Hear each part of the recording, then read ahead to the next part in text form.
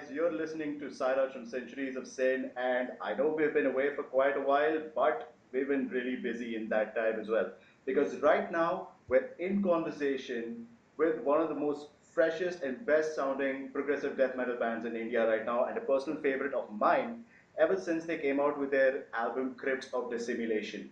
I'm talking about Fragarak, and right now we're in conversation with vocalist Supratim Sen. How are you doing, man? Hey man, it's been nice man, and it's been quite a while that we've come out with some new material to the world outside, and Mm-hmm. the time is just about right. Any moment now, this album is going to be out. Yep. Definitely good time to look ahead to, man. Yeah, and I think Crips came out in about 2014, right? No, 2013, just a year after we started off. Like we started off in 2012, and it was like 2013 when we came out with the album. Yeah, that's actually really quick to come out with a full-length album only a year after you guys got together. So, like, what's the secret behind that? So there's no real secret behind it. It's just that the band, the motivate music, the music that that you just heard on the album. So Right, our directions were sorted, and it so happened that luckily the five of us were in the same line. So right. things happen quickly when all the members are thinking in the same direction, and yeah, that's why most probably we were able to come out within a year. Hmm. Awesome, awesome. So right now, the biggest news from your camp is that there's a new album coming out so many years after the last one. So just tell us what stage it's in and what are the announcements that you're gonna make right now. Okay, so it's presently in the mixing mastering stage, which Right, is essentially the last stage before the final release. right. And we just looking forward to having a chat regarding the whole concept of the album, what people can expect regarding the sound, what are some of the new things that we are looking forward to experiment within the sound this time, Hmm. and that's about it. Yeah. Yeah. So tell us about the new influences and themes that are gonna come out not only in the music but also in the album cover because the album cover for Crips as well was so detailed, with such a contrast between the gold and the black. That's another favorite part of mine as well. So just tell us all about it. Oh yeah, the cover this time is going to be different. Yeah, it's going to be starkly different from what you guys have seen for Clips of Dissimulation. It's mainly because that we've gone with another artist, and this time we always wanted to, since it's a concept release, like Right. it's around a whole story and it's around the plot that's going on. So this time we really wanted it to be, showing the focal point of the expression of the concept. So you can see that there's this whole character, this mystical character. This whole feel of the album art this time is more, what should I say? It's a realistic, right? So this Right. whole character is there with the multiple faces. So this denotes the different moods and emotions that the character is going through. There's this moon on top, which Hmm. is basically the focal point of the whole concept. It's all about lunacy and mental disorders because we really Ah. wanted to delve deep into the realms of the human mind. So this Hmm. album has to do a lot with introspection and human thought patterns and all the same. So this moon depicts the lunacy part of it, of the whole story. And these waves down below, they depict the what do I say, the tormenting thought patterns and the disturbances which is going on with the whole character and his thoughts. So it's kind of a more surrealistic approach this time with the album artwork. Yeah. Right. All right. So you've already told us so much about the album art and all of the detail in it. Yeah. So can you just elaborate a bit on what is the overall concept behind it? Because as I'm sure for the last album, there is a big overarching concept above it. Yeah. So this time we've rotated the whole thing around the story. It's kind of a story around the main guy Hmm? who you can say that he is suffering from multi-personality disorder. Like Okay. he has different thought patterns coming to his mind. It's a flood of thoughts that he has to deal with, and he's overwhelmed by them. Hmm? And the whole account is kind of retrospective that he's on the verge of his what do I say? He's on the verge of say on his perspective, he's on the verge of ending his existence. Hmm. And just before that, he's doing a retrospective account of what he is been going through, and he gives a perspective to the whole thing that he's been doing. So that's the thing. There's a tune playing in his mind, and that kinds of haunts him throughout. And according to his perspective and expression, the tune is coming from an acquaintance who is no longer there right now. So there's kind of mystery around that because there's no direct, introduction around that acquaintance, but it just starts off with a tune which haunts him from the past. And there are things going on in his mind. He feels that though the person, his acquaintance, his beloved is no longer there, the tune is still there, which keeps reminding him about the past, right? Right. So then he has his own introspection. He fights with his own ordeals, and there are multiple perspectives to his whole thing.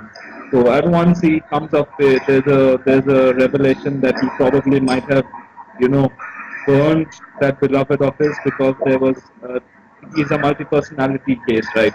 Right. So the thing is, he comes up with an explanation of why he had to end the life of his beloved. And then once he did that, he felt that he could be at peace after that. But then the tune keeps on haunting him. So Right. ultimately, then he comes up with this whole flood of thoughts into his mind, and he's unable to handle them all. So the only conclusion that he can come up with now is, in order to reach that same level of transcendence, he just feels that this reality, the existence where he is right now, it's not what he had envisioned. He had a more utopic version of reality with his beloved. So he realizes his wrongdoing. So he this is ending this reality and transcending to something above this reality where he can ultimately meet his beloved, and then he imagines that the tune which was haunting him, that then completes this whole phase, and then this whole utopic version from it. So it's kind of a surrealistic concept. And of course there are so many cases of depression, multi-personality disorders going on with the generation right now. Yeah. So we thought, that's when you talk about inspiration, my real inspiration is things going on around me. So there have been so many cases of depression and stuff like that these days. So I just thought, let's just look deeper into the mind.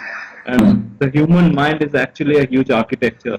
So Right, when I that is true. started, so when I started writing about it, I could come up with many ideas, come up with expressions of philosophies and stuff like that.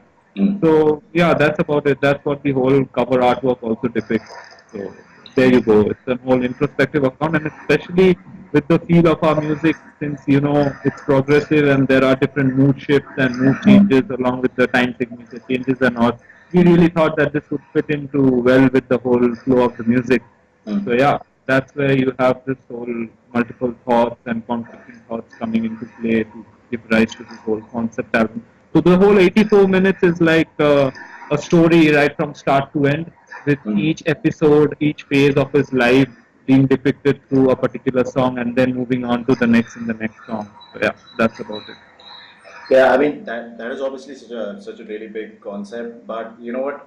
Let's be a bit honest. I mean, with your type of music, that really heavy, extreme music with all the growls and stuff. Now, when it comes to any concept for any album, I think the major part of the music that communicates that concept is the lyrics.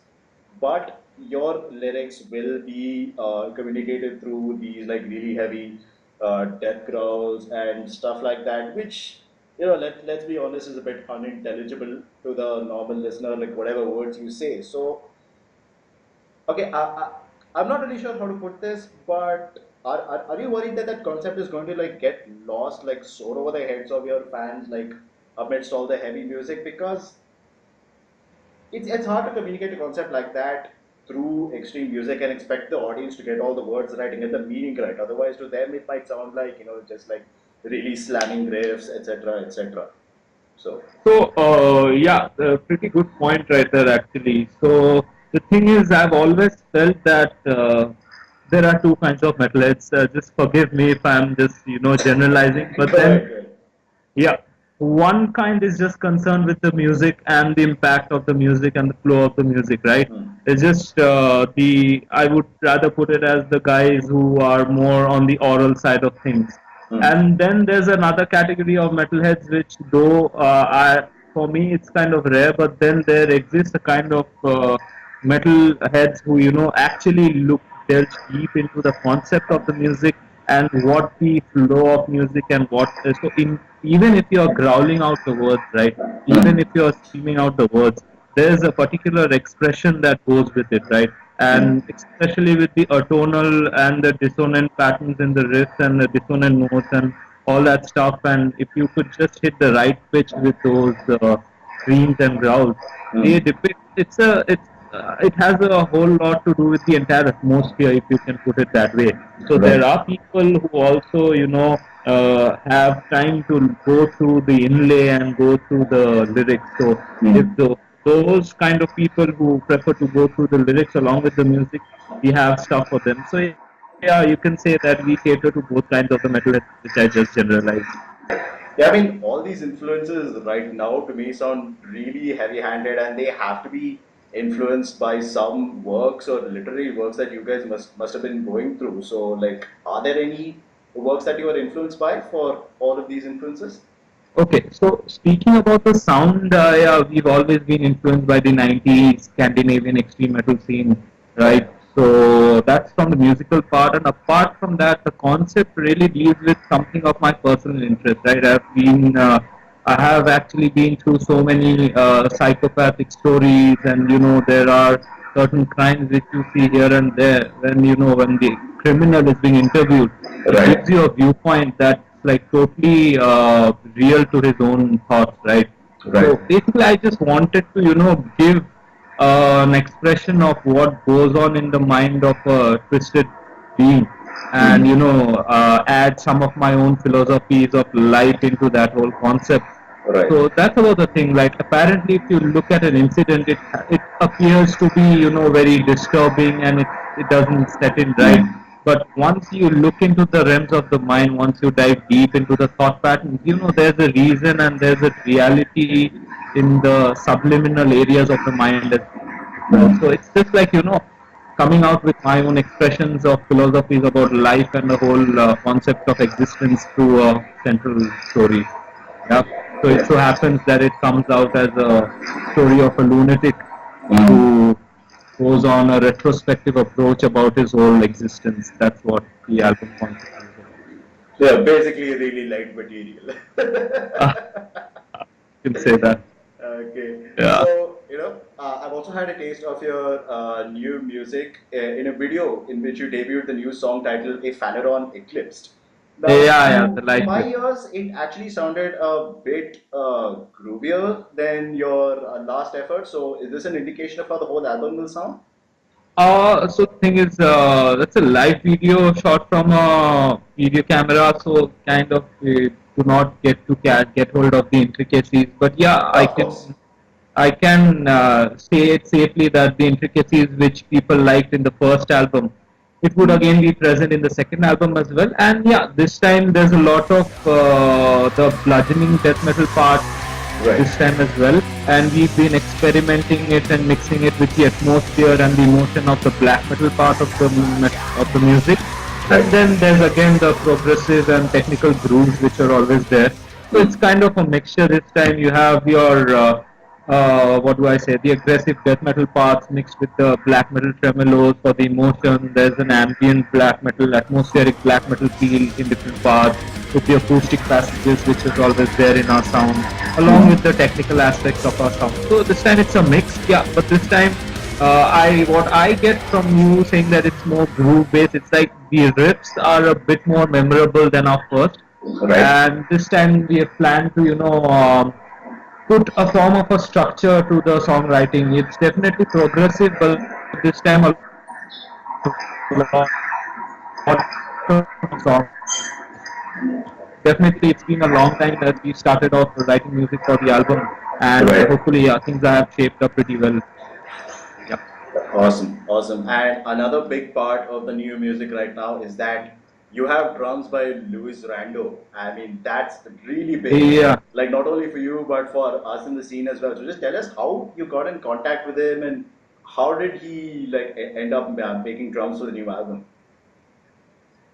So the thing is, we had to come up with a new drummer. You know, we parted ways with our previous drummer a year after the album release. We toured with China with him, we toured Nepal, and we've done other shows in the country with him. But then, things happen when we have to part ways, right? And Right. ever since then, we couldn't come across uh, a, a guy in the local scene here who could, sit with us, understand the musical direction, and come up with his own inputs. Right. So that was a bit of a, tough time for the band. Who's going to drum for the album. Right. And then Louis Rando actually came as a thought, since we are very good friends with him. Right from the China tour, we met with Infighty when we toured China. We played a couple of shows together, and we hanged out with Louis. He's a great guy. He's a great guy to chill with, and he's absolutely a fun guy off stage. He's a monster on stage, but then off stage Definitely.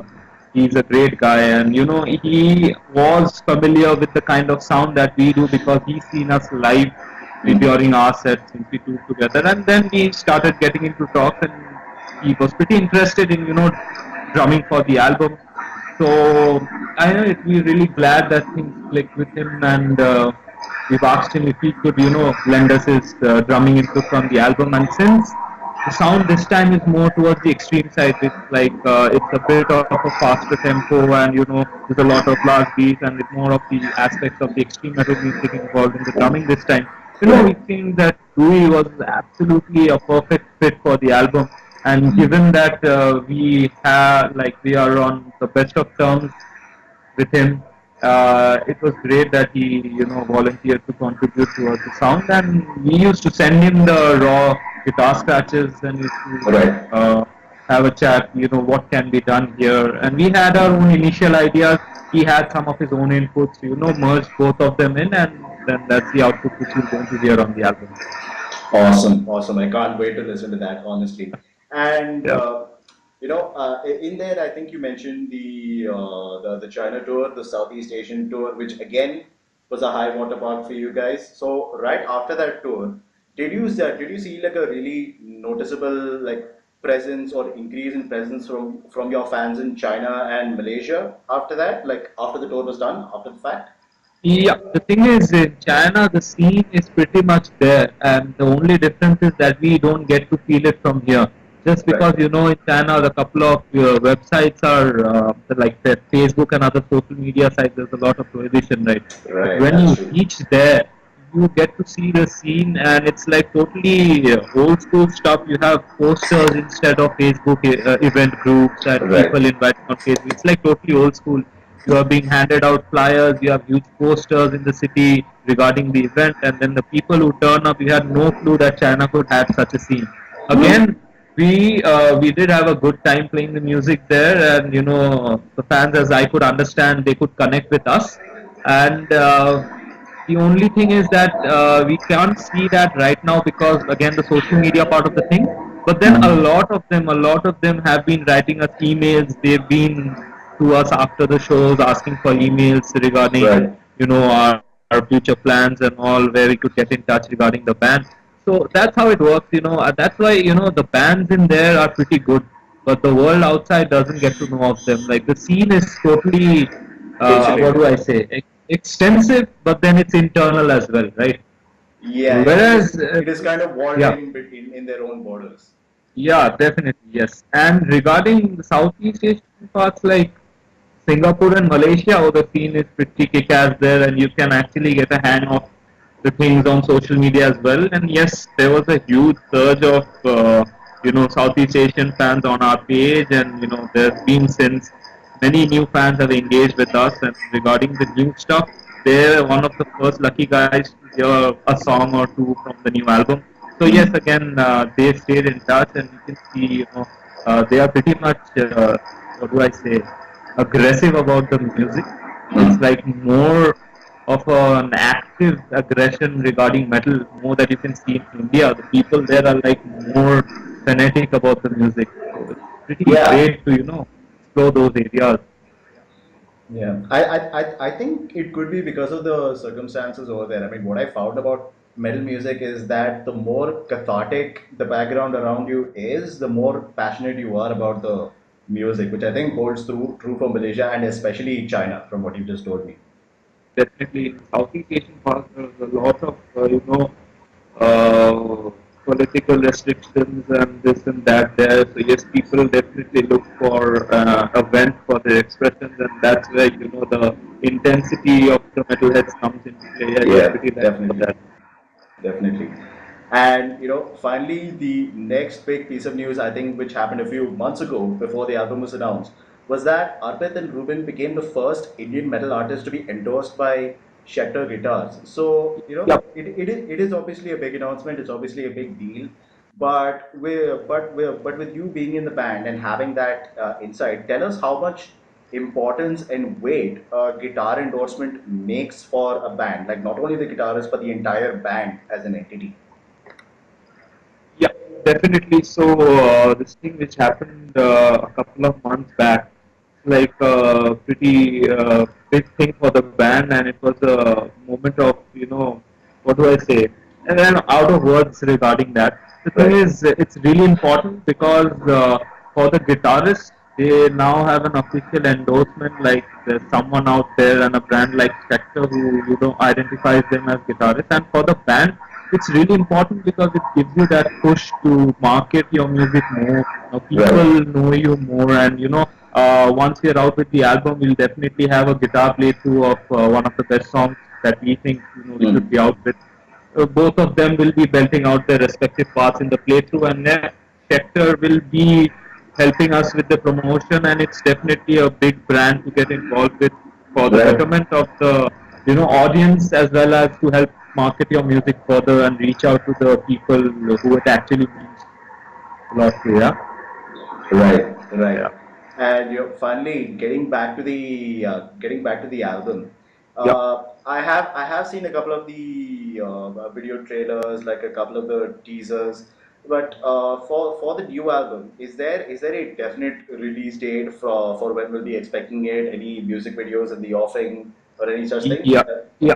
The thing is, as of now, we couldn't come up with a exact date for the release. The only thing is, we were struggling with the sound. Like, we just wanted the proper sound engineering, the proper mixing, mastering to the whole sound to make it sound the way that we imagine it to be. So, yeah, once now we are in the mixing mastering phase, that the artist, the sound engineer is now pretty, adept with the sound that we are looking for, and now the whole thing is streamlined. We would definitely, now plan for the things. There's definitely a single release up on the plans, first up. So now we're done with the teaser.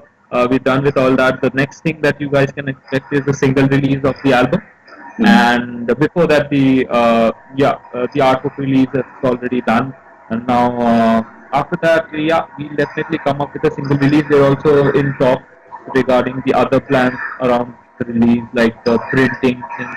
Also another issue is like the whole material of the album comes out to around 84 minutes.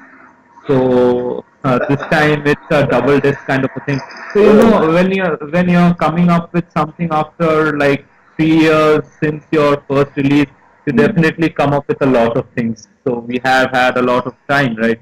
Yeah. So that's what, and it's definitely a bit of a planning involved there to get things exactly the way we would want it to.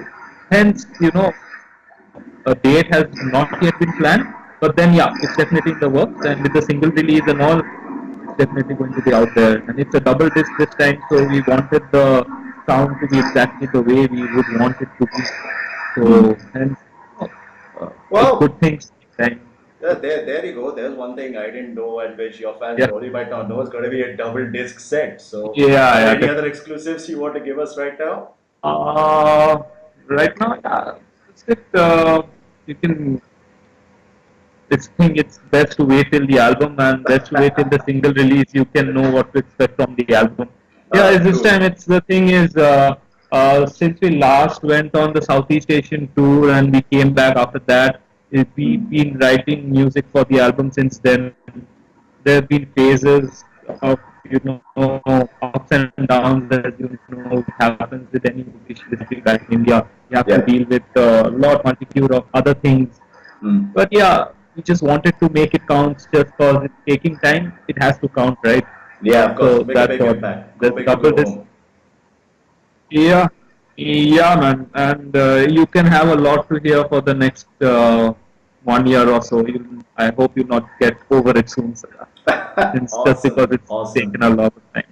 awesome. And before we end this interview, like in my research, I was really fascinated by the name Fragarak in itself. And while researching it, I came across this trivia. So I want your opinion on whether it's true or not. I mean, the name Fragarak, it's apparently the name of a sword from Celtic folklore that can cut through the most resistant shields. And you think of society's norms as the shield that music such as yours should cut through. So, is all that true or not? Yeah, when we just came up as a band and we were looking for a name, yeah, we did a lot of experimentation from our end. Hmm. And the thing is, we came across this name because the first album was essentially to do with the same, right? To bring up things which are apparently not the way it is seen, and Right, so you're just bringing up an alternate version of the reality. I think right. the overall version remains the same. Hmm. I would not, link it too much with the mythology part of it, but Hmm. then I would definitely link it with the symbolism behind the name, right? So Right, even in this album, we are bringing up something from the subliminal areas to your realization. So it's just an expression of a perspective, right? right. So yeah, the name has to do with the symbolic part of it, yeah, more than the mythological relation, yeah. Yeah, amazing, amazing. Because when I saw that word Celtic folklore, I was immediately expecting that you guys would try to do some like Viking metal with the axes and stuff like that. Uh, yeah, I get that. Yeah, it's more to do with the meaning and the symbolism that more than the mythology. And the Mm. name is kind of cool, if I can say so. Yeah, we replaced Definitely. it. That's what. Yeah, I And we were mean, always up for a single word band name rather than a 2 word or 3 word band name. So yeah, there oh you have it. yeah, yeah. I mean, those two or three word band names are like really played out right now. I mean, just like a name you would expect from the college circuit, like this of this, or Yeah. At the end of the day, it's all about the perception of the musician and the artist, the way they want to put things out. So Hmm. it's for their personal taste. Yeah, it's up to them. We wanted to come up with a single name, and we have managed to, yeah, and have related it with the symbolism behind the whole concept. Right. Awesome, Yeah. awesome. So, thanks again for talking to us at Centuries of Sin. Like, after this conversation, I think we're really excited for the new music right now, and I hope you had a great time chatting with us. Yeah, definitely. It's been great talking to you, catching up with you after a long time. Oh, Uh, yeah. I mean, just for our listeners to give a little bit of history, the first time that yours truly came across Fragarak Crips of Dissimulation is when I was writing for this website called Metalwani. And I think I was the one who gave I think I was the one who gave the review of that album, and I was just floored by it on the first listen. And ever since I've been following these guys, the person you're seeing on the video right now. Thanks a lot, man. It means a lot, especially when people apart from the band can relate to the sound that we are coming up with. It means a lot for us, and that's the only encouragement that we have to keep going, I guess. Yep, definitely, definitely. Yeah, So, thanks again for watching this video by Centuries of Sin, this conversation with Supratim Sen of Fragarak.